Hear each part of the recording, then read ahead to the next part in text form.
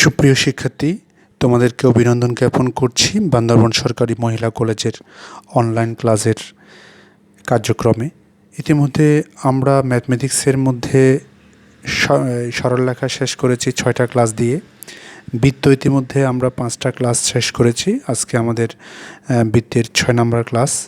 তোমরা নিশ্চয়ই আমাদের বৃত্তের আগের ক্লাসগুলো ধারাবাহিকভাবে করে এসেছো, সেজন্য তোমাদেরকে অভিনন্দন। আর যদি কোনো অবস্থাতেই কোনো একটা ক্লাস মিস করে থাকো, তাহলে অবশ্যই অনলাইন ক্লাস বান্দরবান সরকারি মহিলা কলেজ এই পেজে আমাদের বৃত্তের ক্লাসগুলো অবশ্যই করে আসবে। আজকে আমরা বৃত্তের 6ষ্ঠ ক্লাস। মূলত আমরা যেই বই ফলো করি সেই বই আমি তোমাদেরকে দেখাচ্ছি। বান্দরবান সরকারি মহিলা কলেজ সাধারণত এই বই ফলো করে। তো এই বইয়ের আমাদের 4B এর যে আলোচনা, 4B এর যে অঙ্কগুলো, সেই অঙ্কগুলো করার জন্য আমাদেরকে এখন যে বেসিক আলোচনাগুলো করব সেগুলো তোমাদের অবশ্যই মনে রাখতে হবে। ইতিমধ্যে আমরা বিভিন্ন প্যাটার্নের বৃত্তের সমীকরণ আমরা জানি। সেই সুবাদে তোমরা স্ক্রিনে একটা বৃত্তের সমীকরণ দেখতে পাচ্ছ নিশ্চয়ই। সেই বৃত্তের সমীকরণ হচ্ছে x² + y² = a²। বৃত্তের উপরিস্থিত x1 y1 বিন্দুতে অঙ্কিত স্পর্শকের সমীকরণ। ইতিমধ্যে তোমরা জানো বৃত্তের স্ট্রাকচার সম্পর্কে। এই বৃত্ত দেখে আমরা নিঃসন্দেহে বলতে পারি এই বৃত্তের কেন্দ্র হচ্ছে 0 0 এবং ব্যাসার্ধ হচ্ছে a। তো যে বৃত্তের কেন্দ্র 0 0 এবং ব্যাসার্ধ a, সেই বৃত্তের ইকুয়েশন হচ্ছে এটা। তো এই ধরনের বৃত্তের স্পর্শকের সমীকরণ। তো আমরা এখানে একটা বৃত্ত অঙ্কন করি, বৃত্তের সমীকরণ অঙ্কন করি, এবং সেই বৃত্ত যদি অবশ্যই আমাদের সেন্টারে থাকে, মূলবিন্দুতে থাকে, এই মূলবিন্দুতে থাকলো, তাহলে সেই ক্ষেত্রে এই জায়গাটা যদি আমাদের a হয়, তাহলে এই বৃত্তের ইকুয়েশন হবে আমাদের x² + y² = a²। প্রিয় শিক্ষার্থী, এখন এই বৃত্তের উপর কোনো একটা বিন্দু, সেই বিন্দুকে আমরা ধরলাম x1 y1। এই বিন্দুতে স্পর্শক কিন্তু একটি হবে। তাহলে সেই স্পর্শকের সমীকরণটা আমরা লিখলাম, সে x × x1 + y × y1 = a²। এটা সহজে আমরা মনে রাখতে পারবো। ইতিমধ্যে আমরা জানি যে স্পর্শকের উপর লম্ব, এটাই হচ্ছে অবিলম্ব। তো স্পর্শকের উপর লম্ব, তাহলে এই টাইপের বৃত্তের স্পর্শকের উপর যদি লম্ব হয়, এবং সেই লম্বটা অবশ্যই আমরা জানি মূলবিন্দুগামী। আর মূলবিন্দুগামী হলে অবশ্যই তার কনস্ট্যান্ট ফর্ম থাকবে না। একটা ইকুয়েশনের স্ট্রাকচারের মধ্যে আমরা দেখেছি, আমাদের সরলরেখার মধ্যে আমরা দেখেছি ax + by + c = 0। এটা হচ্ছে একটি সরলরেখার আদর্শ সমীকরণ। তো এই সমীকরণের মতো করে একটা ইকুয়েশন আমি লিখতে চাচ্ছি। Suppose 2x + 3y + 5 = 0, suppose. তো দেখো প্রিয় শিক্ষার্থী, এই ইকুয়েশন এবং এই ইকুয়েশনের মধ্যে কোনো আসলে ডিফারেন্স নেই। এটা হচ্ছে স্পেসিফিক, এটা হচ্ছে জেনারেল স্ট্রাকচার। তো এখানে আমরা দেখতে পাচ্ছি এটা c আছে। যদি c মানে কনস্ট্যান্ট একটা ফিগার আছে, যদি কনস্ট্যান্ট একটা ফিগার থাকে, তাহলে আমরা বলতে পারবো এই ইকুয়েশনটি কোনো অবস্থাতেই মূলবিন্দুগামী নয়। মূলবিন্দুগামী বলতে আমরা কি বুঝি? মূলবিন্দুগামী বলতে আমরা বুঝি, একটা ইকুয়েশন যদি মূলবিন্দু দিয়ে যায়, তাহলে মূলবিন্দু এটাকে সিদ্ধ করবে। তাহলে সেই সুবাদে আমরা বলতে পারি যে এই ইকুয়েশন মূলবিন্দুকে সিদ্ধ করবে না বা স্যাটিসফাইড করবে না। তো সুতরাং এই ইকুয়েশনটা মূলবিন্দুগামী নয়। অথচ এই ইকুয়েশন যদি মূলবিন্দুগামী হতো, তাহলে এই কনস্ট্যান্টটা থাকতো না। তাহলে এই কনস্ট্যান্ট না থাকলে, তাহলে যেই ইকুয়েশনের কনস্ট্যান্ট ফর্ম থাকবে না, তাহলে সেই ইকুয়েশনটা মূলবিন্দুগামী হিসাবে আমরা ধরে নিতে পারি। তো আজকে আমরা যে অবিলম্বের সমীকরণ লিখলাম, সেই অবিলম্বের সমীকরণ কিন্তু একই কথা ছিল। আর তোমরা জানো যে সাধারণত একটি রেখার উপর আরেকটা রেখা যখন লম্ব হয়, তখন তাদের সহগগুলো চেঞ্জ হয়, এবং প্লাস থাকলে মাইনাস, মাইনাস থাকলে প্লাস। তো আমাদের এখানে এক্সের সহগ কত? x1। এই x1টা চলে যাবে এখন y এর সহগে। আর এখানে y এর সহগ কত? y এর সহগ হচ্ছে y1, সেই y1 চলে যাবে x এর সহগে। আর এখানে প্লাস থাকলে মাইনাস হয়। এভাবে আমরা ইকুয়েশনটা মনে রাখবো। আশা করি তোমরা সরলরেখা ক্লাস করেছো। সরলরেখা ক্লাস করলে আমাদের অবিলম্বের সমীকরণ কত হবে সেটা আমরা নিঃসন্দেহে বলতে পারবো। তো এই ফর্ম এবং এই ফর্ম, কিন্তু প্রশ্ন হচ্ছে সবসময় কিন্তু এই ফর্ম নাও থাকতে পারে। অনেক সময় আমাদের বৃত্তের ইকুয়েশন এই ফর্মে দিয়ে দিতে পারে। এটাও কিন্তু বৃত্তের আদর্শ সমীকরণ। তো আমরা এই সমীকরণটা যদি পাই তখন সেই ক্ষেত্রে কিন্তু স্পর্শকের সমীকরণ আমাকে বলতে হবে এই ফর্মে x into x one plus y into y one plus g into x plus x one plus f into y plus y one plus c. প্রিয় শিক্ষার্থী, তোমরা এই ধরনের ইকুয়েশনগুলো বারবার লিখে তোমরা মনে রাখতে পারো, অথবা তোমাদের বইতে এই সমীকরণ কোত্থেকে আসে তার প্রমাণও দেওয়া হয়েছে। তো প্রমাণ আমাদের জন্য যদি অঙ্কের গভীরে ঢুকতে চাও তাহলে প্রমাণটাও দেখে নিবা। আর আমরা আজকে প্রমাণ দেখাবো না তোমাদেরকে, জাস্ট আমরা এই ফরম্যাট দিয়ে আমরা অঙ্ক করার চেষ্টা করব। প্রিয় শিক্ষার্থীরা, তোমরা আমাদের বৃত্তের 4Bর অঙ্কগুলো করতে আমাদের এই ধরনের ইকুয়েশনগুলো প্রয়োজন হবে। আশা করি তোমরা এই ধরনের ইকুয়েশনগুলোকে অবশ্যই তোমাদের মেমোরিতে রাখার কলাকৌশল তোমরা অবশ্যই প্রয়োগ করবা। ইতিমধ্যে আমরা যে আরও একটা সমীকরণের সাথে এই সমীকরণের রেসপেক্টে যখন অবিলম্বের সমীকরণ নির্ণয় করতে বলবে তখন আমরা সেই পুরনো কথাই আমরা প্র্যাকটিস করব। এখানে কনস্ট্যান্ট ফর্ম আছে দেখতে পাচ্ছ সি, কিন্তু এখানে কিন্তু কনস্ট্যান্ট ফর্ম নেই। তোমরা দেখো এখানে এক্সের সহগ, এখানে এক্স ওয়ান আছে, এখানে এক্সের সহগ জি আছে। তাহলে দুই জায়গায় যদি আমি এক্স কমন নিই তাহলে এক্সের সহগ কত দাঁড়ায়? এক্সের সহগ দাঁড়াবে g plus x one, g plus x one. আর অবিলম্বের সমীকরণের মধ্যে সেই এক্সের সহগটা ওয়াইয়ের সহগে রূপ নিবে, আর প্লাস থাকলে মাইনাস হবে, মাইনাস দিলাম, এবং ওয়াইয়ের সহগ এক্সের সহগে রূপ নিবে। ওয়াইয়ের সহগ কত? এখানে এদিকে আছে ওয়াইয়ের সাথে ওয়াই ওয়ান, আর এদিকে আছে ওয়াইয়ের সাথে এফ। তাহলে ওয়াইয়ের সহগ দাঁড়াবে ওয়াই ওয়ান প্লাস এফ, তাহলে সেটা এক্সের সহগে চলে আসলো। আর এখানে আমাদের চেঞ্জ হয়ে f into x one minus g into y one equal to zero, এই ধরনের ইকুয়েশনকে আমরা ফর্ম করতে পারি। প্রিয় শিক্ষার্থীরা, তোমরা নিশ্চয়ই দেখেছ এই ফর্ম থেকে আমরা আমাদের নির্ধারিত অঙ্ক করতে পারি। এখন আমরা চলে যাচ্ছি, তাহলে এখানে দুইটা ইকুয়েশন গেল দুই স্ট্রাকচারের। ইতিমধ্যে আমরা আরও একটি ইকুয়েশনের সাথে আমরা পরিচিত হব, সেটা হচ্ছে এই বিন্দুটা ছিল কিন্তু আমাদের বৃত্তের ভিতরে। প্রিয় শিক্ষার্থী, তোমরা দেখো যে এই বিন্দুটা ছিল আমাদের বৃত্তের ভিতরে। এখন হচ্ছে যেই বিন্দু থেকে স্পর্শক টানা হচ্ছে সেই বিন্দুটা কিন্তু বৃত্তের বাইরে, আর বৃত্তের বাইরে হলে স্পর্শক সাধারণত দুটি হবে, স্পর্শক সাধারণত দুটি হবে। তো সেই ঘটনার প্রেক্ষাপটে আমরা বলতে পারি যে x square plus y square equal to a square বৃত্তের বহিস্থ বিন্দু এক্স ওয়ান ওয়াই ওয়ান হতে অঙ্কিত স্পর্শকের সমীকরণ। তো সেই সমীকরণ দুটা ফর্ম করবে বলে আমরা এখানে স্কোয়ার ফর্মটা নিয়ে এসেছি। তাহলে এটাকে বলা হয় ব্লক ডায়াগ্রামের মতো, ব্লক ইকুয়েশন, হ্যাঁ ডায়াগ্রাম, ইকুয়েশনের ডায়াগ্রাম যদি হয় তাহলে এটাকে বলবো T square equal to S into S one. এখন তোমাকে বুঝতে হবে টি কি, এস কি, এস ওয়ান কি। টি হচ্ছে ট্যানজেন্ট মানে স্পর্শক, তাহলে স্পর্শকের স্কোয়ার। ইতিমধ্যে তোমরা দেখেছো আমরা স্পর্শকের সমীকরণ দিয়েছিলাম। প্রিয় শিক্ষার্থী, তোমরা দেখো আমরা স্পর্শকের সমীকরণ দিয়েছিলাম, এই যে স্পর্শকের সমীকরণ, তাহলে এইটাকে এই পাশে নিয়ে আসবো, তাহলে মাইনাস এ স্কোয়ার। এই দেখো এই ইকুয়েশনটা আমরা নিয়ে আসছি, এটাকে স্কোয়ার করেছি, এবং সেখানে তোমরা দেখতে পাচ্ছ এটাকে আমরা টি স্কোয়ার বলবো। এস মানে এটা সার্কেল বলা হচ্ছে, এস ওয়ান।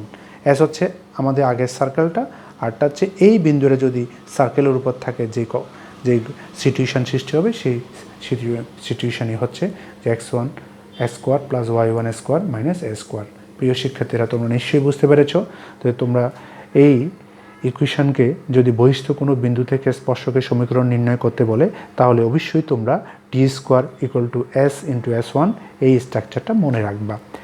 প্রিয় শিক্ষার্থী, তোমাদের জন্য আমরা আরও একটু অ্যাডভান্স হতে চাই। দেখো আমাদের এখানে আরও একটা ইকুয়েশন আছে, ইকুয়েশনটা দেখো x square plus y square plus twice g x plus twice f y plus c equal to zero. বৃত্তের বহিস্থ বিন্দু দেখো এখানে এক্স ওয়ান ওয়াই ওয়ান হতে অঙ্কিত স্পর্শকের সমীকরণ, অর্থাৎ একই কন্ডিশন। জাস্ট আগের বৃত্তের ইকুয়েশনটা একটা বৈশিষ্ট্য ছিল যার কেন্দ্র 0 0 এবং ব্যাসার্ধ এ, আর এখন এটা যে কোনো কেন্দ্র যে কোনো ব্যাসার্ধের ইকুয়েশনের ক্ষেত্রে আমরা এটাকে ফলো করব। তাহলে সেক্ষেত্রে আমার এই স্ট্রাকচার কিন্তু আমি ঠিকই মেনটেন করব, T square equal to S into S one. তাহলে সেই টি স্কোয়ার মানে কি স্পর্শক। ইতিমধ্যে তোমরা দেখেছো এই যে স্পর্শকের সমীকরণ আমরা লিখেছি আগের ইকুয়েশনে, এটা হচ্ছে আমাদের স্পর্শকের সমীকরণ। সেই স্পর্শককে আমরা কি বলবো, টি বলবো। তাহলে টি স্কোয়ার দেখো প্রিয় শিক্ষার্থীরা, টি স্কোয়ার টি স্কোয়ার লিখলাম। টি স্কোয়ার লেখার পরে আমরা দেখতে পাচ্ছি এটাকে বলা হয় এস আর এটাকে বলা হয় S1। S1টা কি? S1টা হচ্ছে আমার বৃত্তের ইকুয়েশনটা। এই ইকুয়েশনে যদি আমার x1 y1 বিন্দুটি অবস্থিত হয় তাহলে সেই বিন্দু দ্বারা ওই ইকুয়েশনটা সিদ্ধ হবে, তখন একটা নতুন ফর্ম আসবে, সেটাকে আমরা S1 হিসাবে ট্রিট করতেছি। প্রিয় শিক্ষার্থীরা, তোমরা নিশ্চয়ই এতক্ষণ আমাদের আলোচনাগুলো দেখেছো, এই সূত্রগুলো তোমরা জানো, তোমরা ভালো কাজ করতে পারবে। আমরা পরবর্তী অংশে চলে যাচ্ছি। প্রিয় শিক্ষার্থীরা, আমরা একটু নতুন জায়গায় এসলাম। আমরা যেই কাজটা করতে চাচ্ছি দেখো, x² + y² = a² বৃত্তের বহিস্থ এত বিন্দু থেকে স্পর্শকের দৈর্ঘ্য। আমরা এতক্ষণ স্পর্শকের সমীকরণ নিয়েছিলাম, এখন আমরা চলে যাচ্ছি স্পর্শকের দৈর্ঘ্য নিয়ে আমরা একটু আলোচনা করার জন্য। তো আমরা যেই বৃত্তের ইকুয়েশন লিখেছি সেই বৃত্তের ইকুয়েশন থেকে আমরা নিঃসন্দেহে বলতে পারি সেই বৃত্তের কেন্দ্র হচ্ছে 0 0, এখানে আমরা 0 0 বলতে পারি, এবং ব্যাসার্ধ হচ্ছে a। তাহলে প্রিয় শিক্ষার্থী, আমরা জানি একটা বৃত্তের কেন্দ্র স্পর্শকের কেন্দ্র থেকে স্পর্শকের উপর অঙ্কিত লম্ব, এটা স্পর্শকের উপর সাধারণত লম্ব হয়। তাহলে এই কোণটা আসলে 90 ডিগ্রি ফর্ম করবে। তো এটা যদি 90 ডিগ্রি ফর্ম করে, এটা অবশ্যই এটা হচ্ছে অতিভুজ এই সমকোণী ত্রিভুজের জন্য। তাহলে আমরা এটা জানি, এই ডিস্টেন্সটা আমরা বের করব, যেহেতু আমরা এই বিন্দু স্থানাঙ্ক জানি, এই বিন্দু স্থানাঙ্ক জানি, এবং এই দূরত্বটা আমরা কত সেটা পেয়ে যাব। প্রিয় শিক্ষার্থীরা, আমরা যদি এখান থেকে আমরা দূরত্ব নির্ণয়ের সূত্র তোমরা নিশ্চয়ই জানো, সিপি দূরত্ব কত হয়? সিপি দূরত্ব যদি হয়, আমরা যদি বলি x1 0 whole square plus y1 0 whole square, তাহলে সেখান থেকে আমরা সিপি দূরত্ব পেয়ে গেলাম। আশা করি এটা হচ্ছে আমাদের সিপির দূরত্ব। সিটি কত হবে? সিটি হচ্ছে ব্যাসার্ধ, এই সিটি হচ্ছে ব্যাসার্ধ হচ্ছে a। তাহলে ইতিমধ্যে আমরা জানি যে এখান থেকে পিথাগোরাসের সূত্রটা আমরা ফলো করব। পিথাগোরাসের সূত্র যদি ফলো করি তাহলে আমরা লিখতে পারি সিটি স্কোয়ার ইকুয়াল টু হচ্ছে CT square plus PT square equal to হচ্ছে সিপি স্কোয়ার। তো আমরা যদি পিটির দৈর্ঘ্য বের করতে চাই তাহলে এখানে হবে CP square minus city square. প্রিয় শিক্ষার্থী, এটাকে যদি স্কোয়ার করা হয় আমরা পাবো কি? আমরা পাবো x1 square plus y1 square. এটাকে স্কোয়ার করলে আমরা এটাই পাবো। এবং এই যে আইটেমটা সিটি মানে কত? a, তাহলে এখানে হবে a স্কোয়ার। তো আমি যখন পিটি বের করবো তাহলে পিটি ইকুয়াল টু কত হয়ে যাবে? √x1 square plus y1 square minus a square. ইতিমধ্যে আমরা এটা লিখে রেখেছি। প্রিয় শিক্ষার্থীরা, তোমরা নিশ্চয়ই বুঝেছ আমাদের আলোচনা, এবং সেই আলোচনা থেকে আমরা স্পর্শকের দৈর্ঘ্য বের করতে পারবো। তবে শুধু একটি কথা তোমাদেরকে ভালো করে মনে রাখতে হবে, তোমার বৃত্তের স্ট্রাকচার কোন ফর্মের। যদি আমাদের এই ফর্মের হয় তাহলে আমরা এই দৈর্ঘ্য ইউজ করব, আর যদি আমাদের বৃত্তের স্ট্রাকচারটা যদি এই ফর্মের হয় তাহলে সেখান থেকে আমরা এই আইটেমগুলো ইউজ করব। প্রিয় শিক্ষার্থীরা, তোমরা এখান থেকে আমি তোমাদেরকে একটা কথা বলতে চাই। সেই কথাটা হচ্ছে, আমাদের যে কোনো বৃত্তের ইকুয়েশন দেওয়া থাকতে পারে, সেক্ষেত্রে আমরা বৃত্তের ইকুয়েশন যখন আমরা তৈরি করব, সেই বৃত্তের ইকুয়েশন থেকে আমরা জিএফসি এর মান বের করে ফেলব। আমরা কম্পেয়ার করে আদর্শ সমীকরণের সাথে তুলনা করে কম্পেয়ার করে আমরা জিএফসি এর মান আমরা সহজে বের করতে পারি। এইসব কাজ কিন্তু আমরা 1 থেকে 5 নং বৃত্তের ক্লাসের মধ্যে তোমরা নিশ্চয়ই পেয়েছো। আশা করি তোমরা সেই জায়গা থেকে ব্যাপারগুলো ক্লিয়ার হয়ে আমাদের এই ভিডিও দেখবে, না হলে এই ভিডিও তোমাদের জাস্ট একটা সমনষ্ট ছাড়ার কিছুই হবে না। তোমরা আগের আলোচনাগুলো শেষ না করে কোনো অবস্থাতে আমাদের এই 6 নং বৃত্তের ক্লাসটা করবে না, তোমাদেরকে আমরা এই আহ্বান রাখছি। আশা করি তোমরা আমাদের নির্দেশনা মেনে আগের ক্লাসগুলো করে এই ক্লাস করবে। আমাদের সাধারণত অনেকজন শিক্ষার্থীর সাথে দেখা হয়েছে, তাদের সাথে আমি যখন বলেছি তারা বলছে নেটওয়ার্কের সমস্যা থাকে, অনেক সময় এমবি থাকে না, এই সব বিষয়গুলো আমাদেরকে জানিয়েছে। তো এগুলোর জন্য আমরা আসলে খুব সরি। তারপরও চেষ্টা করবে যেখানে গিয়ে তুমি অনলাইন নেট ভালো পাওয়া যায়, বিশেষ করে সকালের দিকে ভোর 4টা থেকে 6টা 7টা 8টা পর্যন্ত নেট মোটামুটি ক্লিয়ার থাকে, তোমরা আর্লি উঠে এই ক্লাসটা করতে পারো। এবং এমবিগুলো তোমরা আগে থেকে সংগ্রহ করে রাখবে, কারণ এখানে একটা ক্লাস করতে অনেক এমবি প্রয়োজন হয়। আশা করি তোমরা অনলাইন ক্লাসের সুফল পাওয়ার জন্য এই স্যাক্রিফাইসটুকু তোমাদেরকে অবশ্যই করতে হবে। প্রিয় শিক্ষার্থীরা, তোমরা কোনো অবস্থাতেই তোমরা রাত জেগে আসলে ক্লাস করার দরকার নেই, কারণ রাত্রে নেটের অবস্থা আরও খারাপ থাকে, সবাই অনলাইনে থাকে। প্রিয় শিক্ষার্থীরা, তোমাদেরকে আমরা অনুরোধ করব যে তোমরা সকালে ভোর 4টা থেকে 6টা 7টা 8টা পর্যন্ত এই সময়টাটুকু ব্যবহার করার জন্য, অনলাইন ক্লাস করার জন্য। ইতিমধ্যে বান্দরবন অনলাইন ক্লাস বান্দরবন সরকারি মহিলা কলেজের পেজে যে ম্যাথমেটিক্সের যে ক্লাসগুলো, সেই ক্লাসগুলো আমি সরবরাহ করছি, তোমরা জানো নিশ্চয়ই। তো আশা করি আমাদের ক্লাসগুলো তোমরা সবাই প্রত্যেকে করবে এবং তোমাদের বন্ধুবান্ধব যারা আছে সবাইকে তোমরা আমাদের ক্লাসগুলো শেয়ার করা দেখার আমন্ত্রণ জানাবে। আশা করি তারাও উপকৃত হবে। প্রিয় শিক্ষার্থীরা, আমরা ইতিমধ্যে তোমাদেরকে যে কথা বলতে যাচ্ছিলাম, স্পর্শকের দৈর্ঘ্য যদি আমাদের ইকুয়েশন যদি আমাদের কি ফর্ম থাকে, এই মূলবিন্দু 0 0 এবং ব্যাসার্ধ a এই ফরম্যাটে থাকলে আমাদের স্পর্শকের দৈর্ঘ্য এটা। আর যদি যে কোনো ফরম্যাটে থাকলে ইকুয়েশন, আমাদের স্পর্শকের দৈর্ঘ্য হবে x1² + y1² + 2igx 1 + 2f1 + c। তাহলে ইতিমধ্যে তোমরা x1টা কি, x1 হচ্ছে যে আমাদের যে বিন্দুটা দেওয়া থাকবে সেই বিন্দুর ভুজের মান, y1টা কি, যে বিন্দুটা দেওয়া থাকবে তার কোটির মান। তাহলে দুটা গেল। জিটা কি, জিটা হচ্ছে এখান থেকে কম্পেয়ার করে যেটা পাবো সেটা। এফটা কি, এখান থেকে কম্পেয়ার করে যা পাবো সেটা। এবং সি হচ্ছে এখানকার এই কনস্ট্যান্টটা। এভাবে আমরা স্পর্শকের দৈর্ঘ্য বের করতে পারবো। প্রিয় শিক্ষার্থীরা, এখন আমরা একটি সরলরেখা কিভাবে একটি বৃত্তের স্পর্শক হয় সেই স্পর্শকের কন্ডিশন নিয়ে আমরা আলোচনা করতে চাই। প্রিয় শিক্ষার্থীরা, তোমরা দেখো, এটা হচ্ছে একটা সরলরেখার একটা স্ট্রাকচার, এটা হচ্ছে একটা বৃত্তের স্ট্রাকচার। তাহলে এই বৃত্তকে যখন একটা সরলরেখা ছেদ করে যাবে, তাহলে স্পর্শ করবে, ছেদ করবে। তাহলে ছেদ করলে এখানে এক্সের আসলে দুইটা মান পাওয়া যাচ্ছে, একটা হচ্ছে এই মান, একটা হচ্ছে এই মান। তাহলে এক্সের এই দুইটা মানের জন্য দুইটা বিন্দু পাওয়া যাবে, দুইটা বিন্দুর জন্য দুইটা বিন্দুর স্থানাঙ্ক পাওয়া যাবে, দুইটা বিন্দুর ভুজকুটি পাওয়া যাবে। কিন্তু যখন এই ইকুয়েশনটা যখন এই ছেদিত অংশটা কমতে কমতে কমতে কমতে কমতে যখন এটা টাচ করে যাবে, তখন কিন্তু এক বিন্দুতে স্পর্শ করবে, তখন স্পর্শ বিন্দুটা এক বিন্দু হয়ে যাবে। তো স্পর্শ বিন্দু এক বিন্দু হওয়ার অর্থ হচ্ছে আমরা এই দুটো, এই সমীকরণ এবং এই সমীকরণ, এই দুটো সমীকরণ থেকে আমরা একটা স্ট্যান্ডার্ড দ্বিঘাত সমীকরণ পাবো।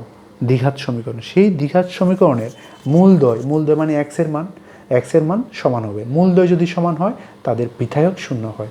আমরা বহুপদী সমীকরণের মধ্যে এই আলোচনাগুলো পাবো, যদিও বা সেকেন্ড ইয়ারে এই যে আলোচনাটা হয়, কারণ এটা গণিত দ্বিতীয় পত্রের বহুপদী সমীকরণের একটা আলোচনা। সেই আলোচনা তারপরও আমি চেষ্টা করছি তোমাদের বইয়ে যে বিষয়গুলো আছে সেগুলো তোমাদের সাথে একটু শেয়ার করার জন্য। প্রিয় শিক্ষার্থীরা, চলো আমরা আমাদের কাজগুলো করার চেষ্টা করি। আমরা আমাদের কাজগুলো করার চেষ্টা করছি, আশা করি তোমরা আমাদের ক্লাসগুলো দেখছো। তো আমি বলছিলাম, আমাদের যে ইকুয়েশনটা দেখো, এই ইকুয়েশনটা আমাদের এই বৃত্তের সাথে অ্যাটাচড হবে। তাহলে এখানে ওয়াইয়ের মানটাকে আমি এখানে ইন করাই দেবো। এই ওয়াইয়ের মান mx + c-কে আমি এখানে ইন করিয়ে একটা ইকুয়েশন পাবো, দুটো মিলিয়ে একটা ইকুয়েশন তৈরি করব। ওয়াইয়ের মানটাকে এখানে বসিয়ে আমরা যদি পাই, তাহলে x² প্লাস, দেখো প্রিয় শিক্ষার্থীরা, আমি ওয়াইয়ের মানটা বসাবো। ওয়াইয়ের মানটা যদি বসাই তাহলে সেটা হচ্ছে mx + c² প্লাস a²। তাহলে এখানে যদি আমরা একটু প্রসেস করি, প্রক্রিয়া করি, তাহলে এখান থেকে আমরা কি পেতে যাচ্ছি, x² পাবো, m1 x², এটাকে a + b² সূত্র হিসেবে আমরা লিখব mx + c + c² = হচ্ছে a²। প্রিয় শিক্ষার্থীরা, এটা এক্সের একটা দ্বিঘাত সমীকরণ, তোমরা নিশ্চয়ই দেখতে পাচ্ছ এক্সের একটা দ্বিঘাত সমীকরণ। তাহলে এই দ্বিঘাত সমীকরণ থেকে আমরা যেটা দেখতে পাচ্ছি, সেটা দেখো। তাহলে এখানে x² আমরা দেখতে পাচ্ছি, এখানে x²। তো x² যদি আমি কমন নিই তাহলে 1 + x² হয়ে যাবে। তাহলে এটা হচ্ছে x² এর সহগ, আর এখানে x এর সহগ তো আছেই, তাহলে টুয়াইস mcx। আর এখানে কনস্ট্যান্ট কি হবে, কনস্ট্যান্ট হবে c² - a² = হচ্ছে 0। প্রিয় শিক্ষার্থীরা, দ্বিঘাত সমীকরণের স্ট্রাকচারে এটাকে আমরা সাধারণত a বলে থাকি, এটাকে আমরা সাধারণত b বলে থাকি, এটাকে আমরা সাধারণত c বলে থাকি। তাহলে এই দ্বিঘাত সমীকরণের মূলদ্বয় যদি সমান হয় তাহলে নিশ্চয়কের মান 0 হবে।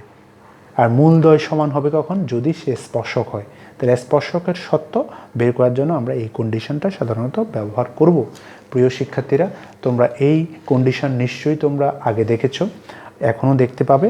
তো আমরা ইতিমধ্যে এখান থেকে যদি আমরা নিশ্চয়কটা বের করতে চাই, এটা হচ্ছে আমার বি, তাহলে নিশ্চয়ককে আমরা সাধারণত বি স্কোয়ার মাইনাস 4ac, তোমাদের নিশ্চয়ই মনে আছে দ্বিঘাত সমীকরণের সলিউশন। দ্বিঘাত সমীকরণের সলিউশনটা ছিল x ইকুয়াল টু, তোমাদের মনে করার জন্য আমি আবার লিখছি, x equal to minus B root over B square minus 4ac divide by twice A. তাহলে এই যে রুট ওভারের ভিতরে যেই জায়গাটা আছে সেটাকে আমরা নিশ্চয়ক বলি। সেই নিশ্চয়কের মান যদি 0 হয় তাহলে এই প্লাস মাইনাসের কোনো ভ্যালু মানে ভিন্নতা দিবে না, এবং সেই ক্ষেত্রে এক্সের দোনোটা মান সমান হবে। এক্সের দোনোটা মান সমান হওয়ার অর্থ হচ্ছে আমার রেখাটা ওই বিন্দুতে স্পর্শ করবে।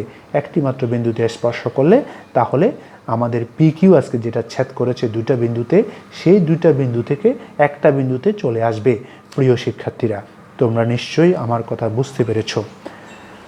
তো আমরা এই বি স্কোয়ার মাইনাস 4ac, এই বি স্কোয়ার মাইনাস 4ac-কে আমরা যদি ফর্ম করতে চাই তাহলে আমরা টুয়াইস MC, এটা হচ্ছে আমার জন্য বি, এই বি স্কোয়ার মাইনাস 4ac এ হচ্ছে আমাদের এই ফর্মটা এখানে m স্কোয়ার হবে, m স্কোয়ার, আর সি হবে আমাদের এই ফিগারটাকে আমরা বলবো c square minus a square equal to হচ্ছে 0।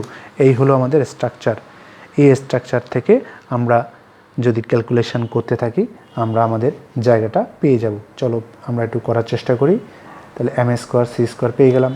ইতিমধ্যে এটার সাথে এটা কম্পেয়ার হবে, -4 থাকলো, এটার সাথে এটা গুণ, এটার সাথে এটা গুণ, তাহলে প্রথমে পাবো C square minus a square, তবে এটা দিয়ে যদি গুণ করি তাহলে m স্কোয়ার সি স্কোয়ার, তারপর যদি এটা দিয়ে গুণ করি তাহলে m square A square equal to হচ্ছে 0।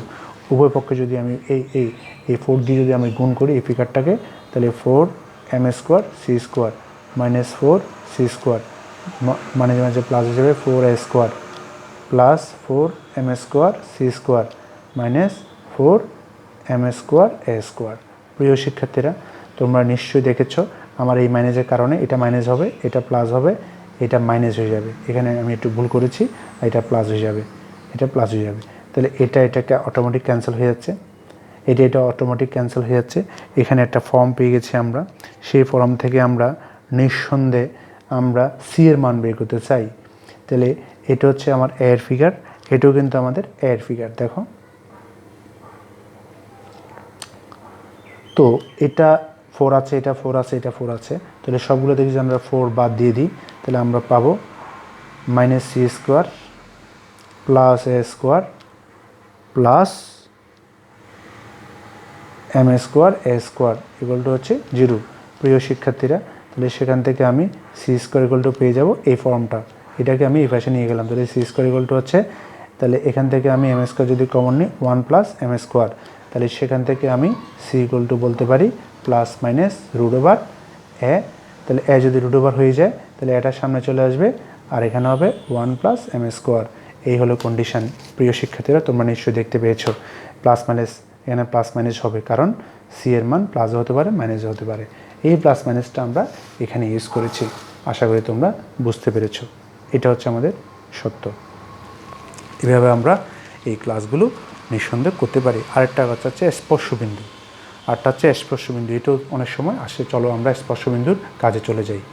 প্রিয় শিক্ষার্থীরা, তোমরা নিশ্চয়ই বুঝেছো আমাদের এই অনলাইন ক্লাস।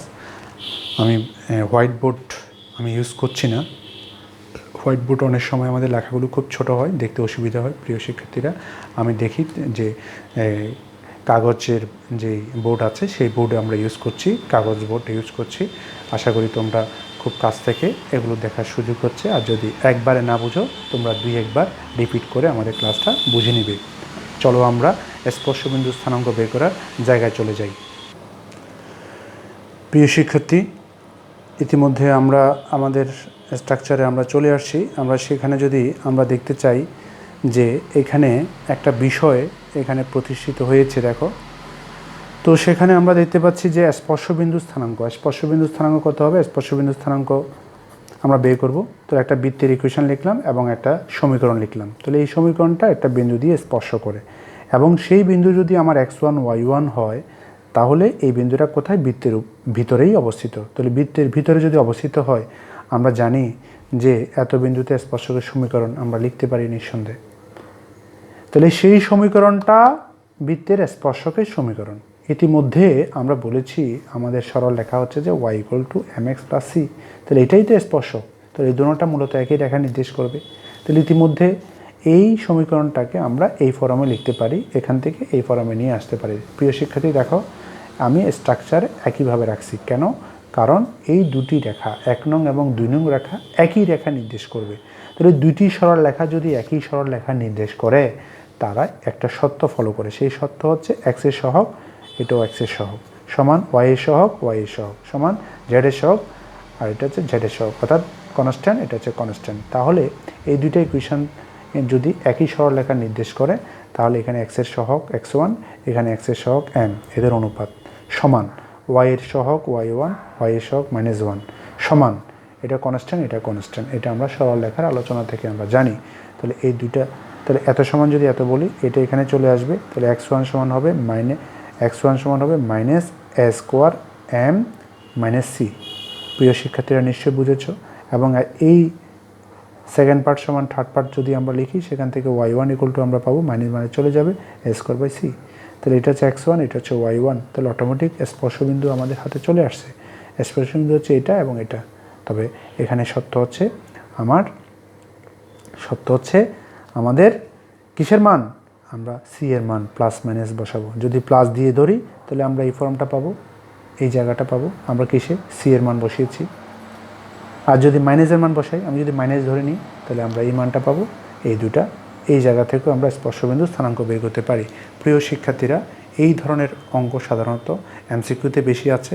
তাহলে এই দুইটা জায়গা তোমরা একটু ভালো করে দেখবা। আশা করি তোমরা সকল ধরনের এমসিকিউ শেষ করতে পারবে এবং পরবর্তীতে আমরা আমাদের অঙ্ক নিয়ে আমরা আলোচনা করব। আশা করি আমাদের পরবর্তী ক্লাসের জন্য তোমরা অপেক্ষা থাকবে। তো এই ক্লাসটা যেহেতু থিওরি, সুতরাং থিওরি বেস আলোচনাগুলো তোমরা একটু ভালো করে দেখতে হবে, নাহলে তোমরা কিন্তু অঙ্ক করতে পারবে না। প্রিয় শিক্ষার্থীরা, তোমাদেরকে আবার আমরা অভিনন্দন জ্ঞাপন করছি এবং এই বলে আজকে আমাদের অনলাইন ক্লাস এখানে শেষ করছি। সবাই সুস্থ থাকবে, স্বাস্থ্যবিধি মেনে চলবে, আমাদের জন্য সবাই দোয়া করবে, আমরা যাতে সুস্থ থাকতে পারি, তোমরাও সুস্থ থাকো, এই প্রত্যাশা রেখে আজকের মতো এখানেই তোমাদের কাছ থেকে বিদায় নিচ্ছি।